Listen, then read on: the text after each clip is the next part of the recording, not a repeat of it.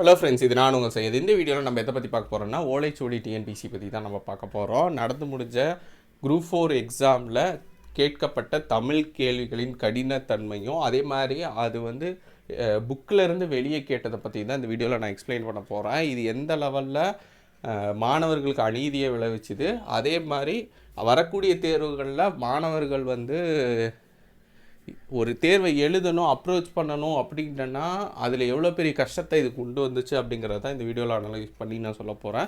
Video skip பண்ணாமல் கடைசி வரைக்கும் பாருங்கள். வாங்க வீடியோக்குள்ளே போகலாம். ஸோ ஃபஸ்ட்டு விஷயம் பார்த்திங்கன்னா, டிஎன்பிஎஸ்சி ஏன் வந்து இதுவரைக்கும் கடைபிடித்த ஸ்கூல் புக்ஸை பேஸ் பண்ணி நடத்தக்கூடிய எக்ஸாம்ஸை ஏன் இப்போ வந்து சடனாக சேஞ்ச் பண்ணுறாங்க. அதுவும் குறிப்பாக குரூப் 4ங்கிறது வந்து 10ஆம் வகுப்பு தரத்திலான தேர்வு. இதில் மேக்ஸிமம் பார்த்திங்கன்னா தமிழ்நாடு அரசு வெளியிட்ட சமச்சீர் புத்தகத்தில் இருந்தும் பழைய புக்கில் இருந்தும் கூட கேட்டிருக்காங்க. ப்ராப்ளம் கிடையாது. இப்போ நீங்கள் ஒரு 80 கேள்வி வந்து புக்கிலேருந்து கேட்குறீங்களா, 20 கேள்வி எங்கேருந்து வேணால் கேளுங்க. யாருமே வந்துட்டு ஏன் வந்து வெளியிலேருந்து கேட்டிங்க அப்படின்னு சொல்ல மாட்டாங்க. இதுக்கு முன்னாடி அப்படி தான் கேட்பாங்க.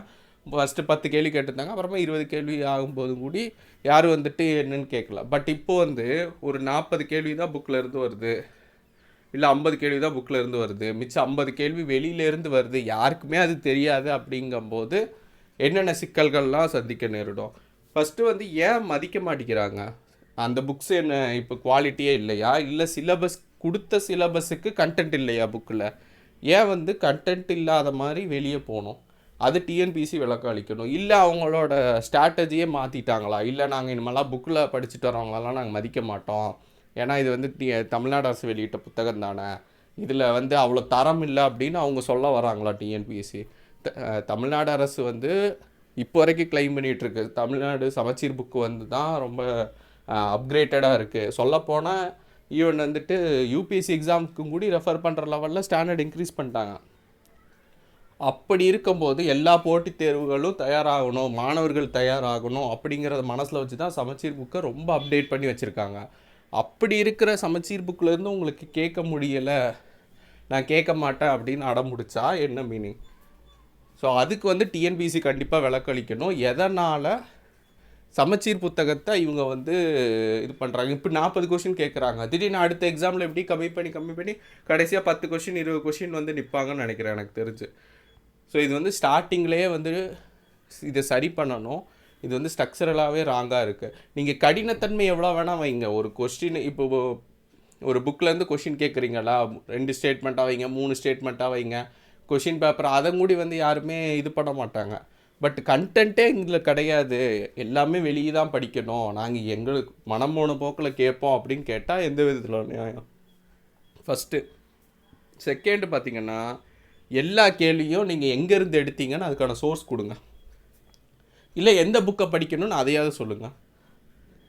உடனே சோர்ஸ் கொடுங்க. நாங்கள் இந்த கேள்வி வந்துட்டு ஒரு 1950கள் காலகட்டத்தில் உள்ள புத்தகத்திலேருந்து நாங்கள் எடுத்தோம் அப்படின்னு அந்த சோர்ஸை வந்து நீங்கள் டீகோட் பண்ணி சொல்லுங்கள். இல்லையா, இனிமேல் வந்து தமிழுக்கு பார்த்திங்கன்னா நீங்கள் ஸ்கூல் புக்ஸ்லாம் வேஸ்ட்டு, நீங்கள் படிக்காதீங்க. ஒரு மினிமம் ஒரு 100 புக்கு, இப்போ கலைச்சொற்களாக ஒவ்வொரு கலைச்சொற்கள், வரலாறுக்கு ஒரு புக்கு, இந்த மாதிரி ஒரு புக்கில் 1000 கலைச்சொற்கள் இருக்கும். இந்த மாதிரி வந்து நீங்கள் ஒவ்வொரு சின்ன சின்ன டாப்பிக்குக்கும் பழமொழினா நீங்கள் 400 பழமொழி 400 புக்கு படிச்சுக்கோங்க, 400 பழமொழி இருக்கும், அந்த 400 பழமொழி மக்க படிச்சுக்கோங்க அப்படின்னு அந்த மாதிரி சொல்லுங்கள்.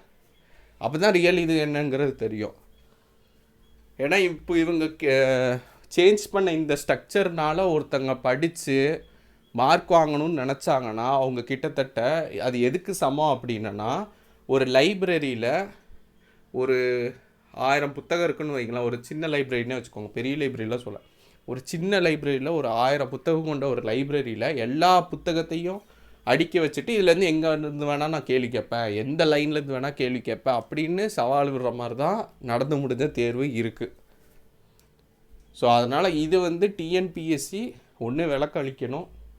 இல்லை அப்கமிங் இதுலையாச்சும் மாணவர்கள் இப்படி சொல்கிறாங்களே, நம்ம சைடு தப்பு இருக்கா அப்படின்னு அனலைஸ் பண்ணி, நாங்கள் சொல்கிறத மூடி கேட்க வேண்டாம், நீங்களே அனலைஸ் பண்ணுங்கள். அந்த கொஷினுக்கு எங்கே ஆன்சர் இருக்குதுன்னு பாருங்கள். வெறும் கொஷினுக்கு ஆன்சர் தெரிஞ்சிங்கன்னா நீங்கள் நெட்லேயே கிடச்சிரும், அது ப்ராப்ளம் இல்லை. அது எங்கேருந்து கேட்டிருக்காங்க, ஏன் அந்த கொஷின் கேட்டாங்க, எதுக்கு வெளியிலேருந்து போனாங்க அப்படின்னு அனலைஸ் பண்ணுங்கள். மூணாவது வந்து ரெஃபரன்ஸ் புக் சொல்லணும். சமச்சீர் புக்கு ஏன் வந்து சமச்சீர் புக்கிலேருந்து எடுக்க சொல்கிறோம்? இன்ஸ்டியூட் வளர்கிறதுக்காகவா? சமச்சீர் புக்கில் இருந்து ஏன் இத்தனை வருஷம் எடுத்துகிட்டு இருந்தாங்கங்கிறதே நிறைய பேர்த்துக்கு தெரிய மாட்டேங்குது. தமிழ்நாடு அரசு புக்கிலேருந்து எடுத்துகிட்டு இருந்தாங்கன்னு. ஏன்னா தமிழ்நாடு அரசு புத்தகத்தில் இருந்து எடுக்கும்போது, ஸ்கூல் புக்ஸில் இருந்து எடுக்கும்போது தான் ஒரு கிராமத்தில் இருக்கிறவங்களா இருந்தாலும் சரி, இல்லை எந்தவித பொருளாதாரத்துலேயுமே ரொம்ப குறைவாக இருக்கக்கூடியவங்க, பின்தங்கியவங்களாலும் கூடி ஸ்கூல் புக்ஸு எல்லாத்துக்கும் கிடைக்கக்கூடியது.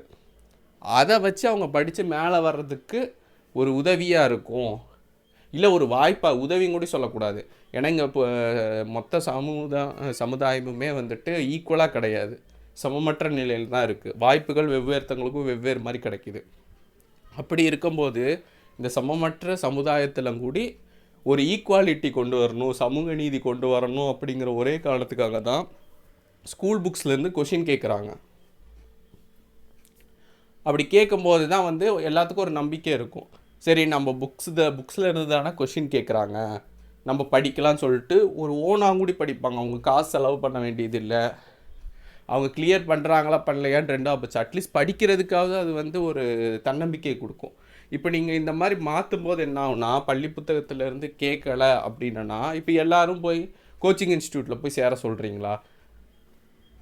அது சரி, இப்போ கோச்சிங் இன்ஸ்டியூட்டில் சேர்ந்தாலும் இப்படி பேட்டர்னை மாற்றிட்டீங்க, இந்த மாதிரி புக்கில் இருந்து கேட்கல, கோச்சிங் இன்ஸ்டியூட்லேயே சேர்றாங்கன்னு வச்சுக்கோங்களேன். அவங்க எத்தனை விஷயத்த கொடுப்பாங்க? ஒரு கலைச்சொல் படிக்கிறதுக்காக, ஒரு கொஷின் படிக்கிறதுக்காக ஒரு புக்கில் உள்ள 1000 கலைச்சொல்லை படிக்க முடியுமா? அப்போ ஒரு 10 கொஷின் கேட்குறதுக்காக ஒரு 10,000 கலைச்சொல் படிக்கணும்னு நினைக்கிறீங்களா? புக்லேயே 1000 கலைச்சொல் இருக்குது, உங்களுக்கு 1000 கலைச்சொல் கண்ணுக்கு தெரில, இதிலேருந்து ஒரு 10 எடுக்க உங்களால் முடியல. பட் ஆனால் நீங்கள் வந்து வெவ்வேறு புத்தகத்துலேருந்து கேட்குறீங்க, ஒரு டிஃப்ரெண்ட்டான ஒரு 10 புத்தகத்துலேருந்து 10 கொஷின் கேட்குறீங்க. சரி, அதை மட்டும் கேட்டால் பரவாயில்ல, எல்லா டாப்பிக்லேருந்து இதே மாதிரி பண்ணிங்கன்னா உங்களோட இன்டென்ஷன் தான் என்ன? நீங்கள் மாணவர்களுக்காக தேர்வு நடத்துகிறீங்களா, இல்லை யாருக்காக தேர்வு நடத்துகிறீங்க? ஸோ இது வந்து சீரியஸான இஷ்யூ. இது வந்து ஆரம்ப புள்ளி தான். இப்போ இந்த மாதிரி ஒவ்வொன்றத்துலையும் இப்போ ஸ்டார்டிங்கில் சிலபஸ் அப்டேட் பண்ணி கொண்டு வந்தீங்க. சிலபஸ் யாருமே அப்டேட் பண்ணி கேட்கல, பட் நீங்கள் கொண்டு வந்தீங்க, அதை மறுக்க முடியாது. ஏன்னா ஒவ்வொரு காலகட்டத்துலேயும் சிலபஸ் அப்டேட் ஆகும், அதை நாங்கள் குறை சொல்ல முடியாது. இலக்கணத்துக்கு அதிக இம்பார்ட்டன்ஸ் கொடுக்கணுன்னு கொண்டு வந்தீங்க, அதுவும் அக்செப்டட் தான். இலக்கணத்தில் எவ்வளோ கேள்விகள் கேட்கலாம் புத்தகத்தில், அது எல்லாத்தையும் விட்டுட்டு வெளியிலேருந்து நீங்கள் புக்கில் இருந்து எவ்வளோ கஷ்டமாக கேட்டாலுமே யாரும் எதுவும் சொல்ல போகிறதில்ல. எங்களோட மிஸ்டேக் தான், அடுத்ததாட்டி நல்லா படிக்கணும்னு சொல்லிட்டு அடுத்ததாட்டி எக்ஸாம் ட்ரை பண்ணுவாங்க. பட் நீங்கள் வந்து டோட்டலாக வேறு இது வேஸ்ட்டு அப்படிங்கிற மாதிரி பண்ணிங்கன்னா என்ன நியாயம்? ஸோ அது வந்து கண்டிப்பாக டிஎன்பிஎஸ்சி இது பண்ணணும். தமிழ்நாடு புத்தகத்தையே நீங்கள் வந்து மதிக்காமல் விட்டுருக்கீங்க இந்த எக்ஸாமில். ஃப்ராங்காக அதுதான் காட்டுது. இதுக்கு முன்னாடி ஒவ்வொரு எக்ஸாம்லேயும் ஒவ்வொரு பிரச்சனை. குரூப் 2லையா மெயின்ஸில் எவாலுவேஷனில் பிரச்சனை, தமிழ் மீடியத்துக்கு ஒரு மாதிரி திருத்துறீங்க, இங்கிலீஷ் மீடியம் பேப்பர் ஒரு மாதிரி எவாலுவேஷன் நடக்குது. அடுத்து வந்து ப்ரிலிம்ஸில் பார்த்தீங்கன்னா கொஸ்டின் தமிழ் ஜென்ரல் தமிழ் எடுத்தவங்க ஒரு 10 கொஷின் டஃப் ஆக்குறீங்க, ஒரு 90 எடுக்கிறதே ரொம்ப கஷ்டமாக இருக்குது. இதே இங்கிலீஷ் மீடியம்னா ஒரு 95 ஈஸியாக போடுற மாதிரி கொஷின் எடுக்கிறீங்க, அதுலேயும் வேரியேஷன் இருக்குது. அதுக்கப்புறமா திடீர்னு சிலபஸ் அப்டேட் பண்ணுறீங்க. குரூப் 2க்கு வந்து இந்த மாதிரி அவங்க கேட்டது, போன எக்ஸாமில் கேட்டது என்ன, குரூப் 2வில் வந்து எழுதுகிறவங்க தமிழ் மீடியம் ஸ்டூடெண்ட்ஸ் பாதிப்படைகிறாங்க. ஏன்னா சிலபஸை வந்து ரொம்ப பெருசாக கொடுத்துருக்கீங்க, அதே மாதிரி நிறைய புத்தகங்கள் படிக்க வேண்டியது இருக்குது, புது புக்கு பழைய புக்கு. புது புக்கிலேருந்து மட்டும் கொஷின் கேட்காம திடீர்னு பழைய புக்கு போயிடுறது, சிறப்பு தமிழ் போயிடுறது, பழைய சிறப்பு தமிழ் போயிடுறது, இப்படின்னு எல்லாத்தையும் போட்டு குழப்பி எடுக்கிறீங்க. இங்கிலீஷ் மீடியம்னா நீட்டாக எடுத்து கொடுத்துட்றீங்க. ஸோ இதிலேருந்து ஒரு தெளிவடையணும்னு சொல்லி தான் கேட்டது. பட் ஆனால் நீங்கள் பண்ணது என்னென்னா அப்படியே உல்ட்டாவாக பண்ணுறீங்க. திருப்பி பருத்தி மூட்டை குடோனில் இருக்கணுங்கிற மாதிரி சேஞ்ச் பண்ணது நல்லதுக்காக சேஞ்ச் பண்ணுறங்க மாதிரி பண்ணிவிட்டு அதையோடு மோசமாக தான் மாற்றிருக்கீங்க. பழைய திட்டத்தையோடு இது ரொம்ப மோசமாகிடுச்சு இப்போ இருக்கிற சிஸ்டம். அதுக்கப்புறமா குரூப் 4ல் வந்து ஜென்ரல் இங்கிலீஷ் தூக்குனது என்னை கேட்டிங்கன்னா ஒரு 2018 அதுக்கு முன்னாடி ஒரு சிஸ்டம் இருந்தது பார்த்தீங்களா, ஒரு 2020 கொரோனாக்கு முன்னாடி உள்ள ஒரு சிஸ்டம், அது வந்து எனக்கு தெரிஞ்சு ஓரளவு பர்ஃபெக்டான சிஸ்டம் இப்போ கம்பேர் பண்ணும்போது இவ்வளோ குளறுபடிகளுக்கு. இப்போ நான் ரொம்ப ஸ்டாண்டர்டை இன்க்ரீஸ் பண்ணுறேன்னு சொல்லிட்டு ரொம்ப கீழே கொண்டு போயிட்டீங்க ஆக்சுவலாக. இப்போ வந்து யாருனாலும் பாஸ் பண்ணலாம் அந்த மாதிரி தான். இப்போ வந்து ஒருத்தர் உழைக்கணும் அப்படின்லாம் கிடையாது, லக் இருந்தால் போதும். வெறும் ஒரு 100 கொஸ்டினில் 40 கொஸ்டின் தான் எனக்கு தெரியும், மிச்சம் 60 கொஸ்டின் யாருக்குமே தெரியாது அப்படின்னா யாருக்கு லக் இருக்கோ அவன் தான் வேலை வாங்குவாங்க. அதை 40 கொஸ்டின் படிக்கிறதுக்கு எவ்வளோ நேரம் ஆகும்? ஒரு மாதத்தில் படிச்சுட்டு போயிடலாம். இல்லை சும்மா வந்து ஏனோ தானே எழுதுகிறவங்க கூட எழுதி கிளியர் பண்ணலாம். ஸோ நீங்கள் வந்து சொல்ல வர்றது வந்துட்டு நீங்கள் கஷ்டப்பட்டுலாம் படிக்காதீங்க, உங்களுக்கு வந்து லக் இருந்தால் உங்களுக்கு வேலை, இல்லையா இல்லை உங்களுக்கு அதிர்ஷ்டம்தான் அப்படிங்கிற மாதிரி நீங்களே வந்து மோட்டிவேட் பண்ணுறீங்க மாணவர்களை. இது வரைக்கும் உழைப்புக்கு முக்கியத்துவம் கொடுத்துட்டு இருந்தது போய் இப்போ அதிர்ஷ்டத்துக்கு முக்கியத்துவம் கொடுக்குற மாதிரி ஆகுது. இப்போ கேட்டால் என்ன சொல்லுவீங்கன்னா, மற்ற மாநிலத்தவங்கள்லாம் வந்துட்டு உள்ளே வரக்கூடாது, இதுக்கு முன்னாடி வந்துட்டு இருந்தாங்க போன கவர்மெண்ட்டில், அதை மாத்திரக்கு தான் தமிழை கொண்டு வந்தோன்னே சொல்லிவிட்டு தமிழை இப்போ தமிழ்நாட்டில் இருக்கிறவங்களுக்கே தெரியாத தமிழ் நீங்கள் வந்து போயிட்டீங்க ஆதி காலத்துக்கு, அந்த தமிழை கொண்டு வந்து வைக்கிறீங்க. இந்த தமிழ் படிக்கிறனால ஒரு குரூப் 4ல் ஒரு லெட்டர் ரைட்டிங்க்கோ இல்லை ஒரு அட்மினிஸ்ட்ரேஷனுக்கோ எந்த வித ஹெல்ப்ஃபுல்லாக இருக்கும்? புவியியலில் வந்து அட்வான்ஸுங்கிற கொஸ்டின் ஏதோ ஒரு புக்கில் இருந்து தூக்கி கொடுக்குறீங்க.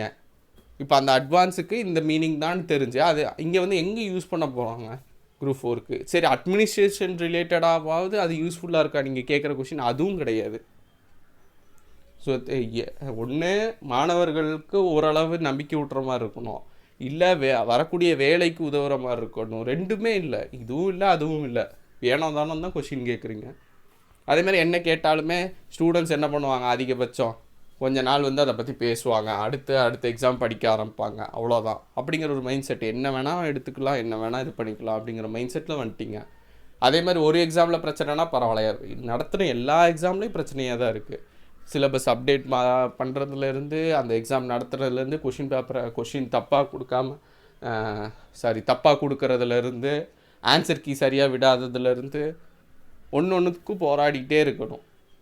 படிக்கிறதா இல்லை போராடுறதானே தெரிய மாட்டேங்குது. அடுத்து எல்லா தேர்வுக்கும் தமிழ் எலிஜிபிலிட்டி கொண்டு வந்ததுலேருந்து எல்லா தேர்வுக்கும் நீங்கள் வந்து கிட்டத்தட்ட ஒரு லாஸ்ட்டு ஒரு 2 வருஷத்துலேருந்து 3 வருஷம் மட்டும் ஒரு 50 வெவ்வேறு எக்ஸாம்ஸ் நடந்திருக்கும். ஒரு மினிமம் ஒரு 40 எக்ஸாம்ஸ் 50 எக்ஸாம்ஸ் அது நடந்திருக்கும். அந்த 50 எக்ஸாமுக்கும் தமிழ் கொஷின் பேப்பர் எலிஜிபிலிட்டி இருக்குது. இதுக்கு முன்னாடி கிடையாது, இப்போ வந்து கொண்டு வந்திருக்காங்க. அந்த கொஸ்டின் பேப்பரை எடுத்து என்னன்னு தெரில, எல்லாத்துலேயும் நம்ம கொஷின் எடுத்துட்டோம், நீங்கள் அப்படியே வந்துட்டிங்களான்னு எனக்கு தெரில. எல்லா கொஷினும் நம்ம தமிழ் தான் எடுக்கிறாங்க. இதுக்கு முன்னாடி அந்த மாதிரி கிடையாதுல்ல. இப்போ வந்து எல்லா தேர்வுக்கும் தமிழ் இருக்கனால அதுலலாம் கொஞ்சம் ஈஸியாக தான் இருக்கும். அகரவரிசைப்படுத்துக, பேசிக்காக மயங்கொலிகள், அதில் கேட்குற வந்து பழமொழிகள், மரபுத்தொடை, அதெல்லாம் ஈஸியாக, கலைச்சொற்கள் எல்லாம் ஈஸி, அது எல்லாம் ஈஸி கொஷின்ஸ்லாம் அதில் கேட்டுட்டு சரி குரூப் 4 அதெல்லாம் ஆல்ரெடி கேட்டாச்சுல, இதில் கேளுங்க, புக்கில் இருந்து கேட்காம வெளியே கேளுங்கன்னு கேட்குறீங்களான்னு தெரில. அடுத்து வந்து காம்படிஷனை கம்மி பண்ணுறது. லட்சக்கணக்கான பேர் எழுதுகிறாங்க, அதுக்கு நிறைய செலவாகுது. ஆல்ரெடி இதை சொல்லியிருக்காங்க, சட்டமன்றத்தில் இதை பற்றி சொல்லியிருக்காங்க. அதிகப்படியான செலவுகள் அரசாங்கத்துக்கு வந்து இந்த குரூப் 4 தேர்வுனாலே நடக்குதுன்னு சொல்லியிருக்காங்க. அதனால் அந்த செலவெல்லாம் கம்மி பண்ணுறதுக்காக இந்த மாதிரி பண்ணுறீங்களான்னு தெரியல. இருக்கலாம், வாய்ப்பு இருக்குது. பண்ணுறதை பார்த்தா அப்படி தான் தெரியுது. இப்படி பண்ணனா பாதி பேர் இதெல்லாம் வந்து லக் பேஸ்டுன்னு பாதி பேர் எழுத மாட்டாங்க. அதுக்கப்புறமா சிலர் பார்த்திங்கன்னா வெக்ஸ் ஆயிடுவாங்க, எண்ணத்தை போட்டு எழுதிக்கிட்டு அப்படின்னு சொல்லிட்டு, அப்போ கம்மியாயிரும் ஆட்டோமேட்டிக்காக. செலவை கம்மி பண்ணுறதுக்காக எதுக்கோ செலவு பண்ணுறீங்க, எக்ஸாம் செலவு பண்ணுற கணக்கு பண்ணுறீங்க. அப்புறமா பிம்பம், இந்த மாதிரி நாங்கள் வந்து யூபிஎஸ்சி அளவு ஸ்டாண்டர்ட் எடுத்துட்டோம் அப்படின்னு சொல்கிறதுக்காகவே பண்ணுறீங்களான்னு தெரில. யூபிஎஸ்சி எதுக்கு கம்பேர் பண்ணுறீங்க? ஃபஸ்ட்டு டிஎன்பிஎஸ்சி மாதிரி இருந்தால் போதும், அதுவே நல்லா தான் இருந்தது. யூபிஎஸ்சி ஸ்டைலில் இருக்கட்டும். யூபிஎஸ்சி இது பண்ணுறது ஐஏஎஸ் எக்ஸாம்ஸ்க்கு, பெரிய லெவல் எக்ஸாம்ஸ்க்கு, சென்ட்ரல் கவர்மெண்ட் எக்ஸாம்ஸ்க்கு நடத்தக்கூடிய எக்ஸாம். அதான் டஃபஸ்ட்டுன்னு சொல்கிறாங்க இந்தியாவில். அந்த டஃபஸ்ட்டுக்கு எதுக்கு நீங்கள் போகிறீங்கன்னு எனக்கு புரியல. சரி, கேள்வியாவது கேட்கலாம், சோர்ஸே கொடுக்க மாட்டேன், சோர்ஸே எனக்கு கண்ணா பின்னான்னு கேட்பேன்னா என்னென்னு அதே மாதிரி லாங்குவேஜ் வந்து ஒரு ஸ்டாண்டர்ட் சோர்ஸ் படிக்கிறதும் ஜிஎஸ் படிக்கிறதும் டிஃப்ரென்ஸ் இருக்குது. இன்னும் நிறைய பேருக்கு புரியறதில்ல. என்னென்னா ஜிஎஸ் பார்த்திங்கன்னா உங்களுக்கு வந்து ஒரு ஸ்டாண்டர்ட் சோர்ஸ்னால் அதிகபட்சம் ஒரு 2 புக்கு 3 புக்கு இருக்கும். அதில் ஒரு புக்கு படிப்பாங்க. பாலிட்டினா லட்சுமிகாந்த், எக்கனாமிக்ஸ்னால் ஒரு ஆத்தர் 2 ஆத்தர், அவ்வளோதான். யூபிஎஸ்சிலே அதுலேருந்து தான் மேக்ஸிமம் கொஷின் கேட்பாங்க. இப்போ தமிழுக்கு நீங்கள் கேட்டது பார்த்திங்கன்னா அப்படி பார்த்தா மொத்தம் ஒரு 5 சப்ஜெக்ட் இருக்குன்னா ஸ்கூல் புக்ஸை தாண்டி 5 புக்கு படிக்கலாம் அதிகபட்சமாக. அந்த மாதிரி தான் இருக்கும். மற்ற சோர்ஸ்லேருந்து 1-2 கொஷின்ஸ் வரும். தமிழில் மட்டுமே வெறும் 10 கொஷினுக்காக நீங்கள் ஒரு 10 புக்கு ரெஃபர் பண்ணுவீங்க போல்.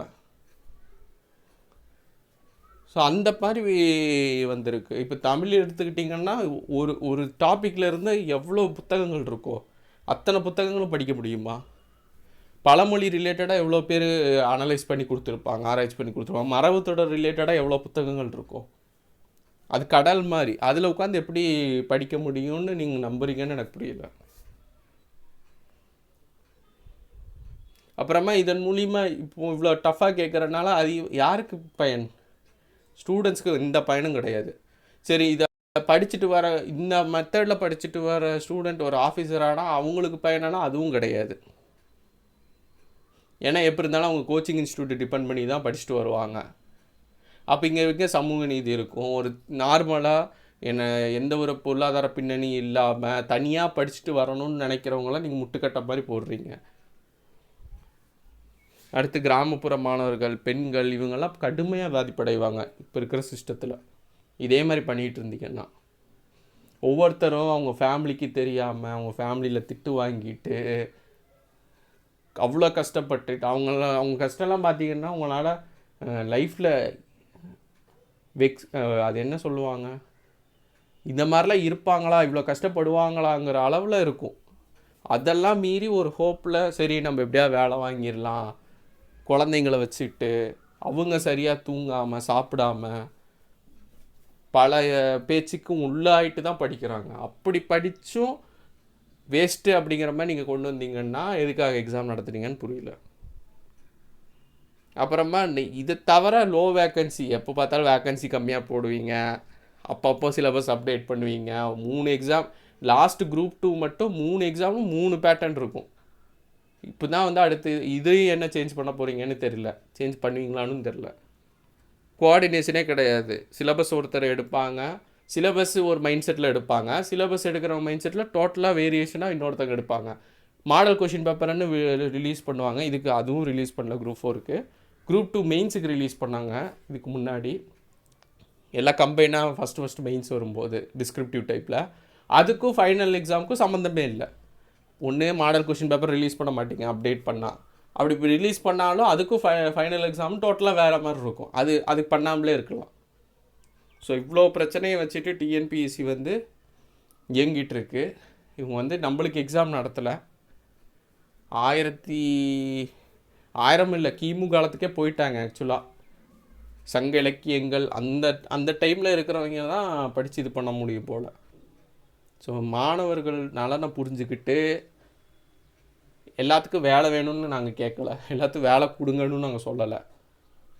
இருக்கிற போட்டித் தேர்வை கரெக்டாக நடத்துங்க.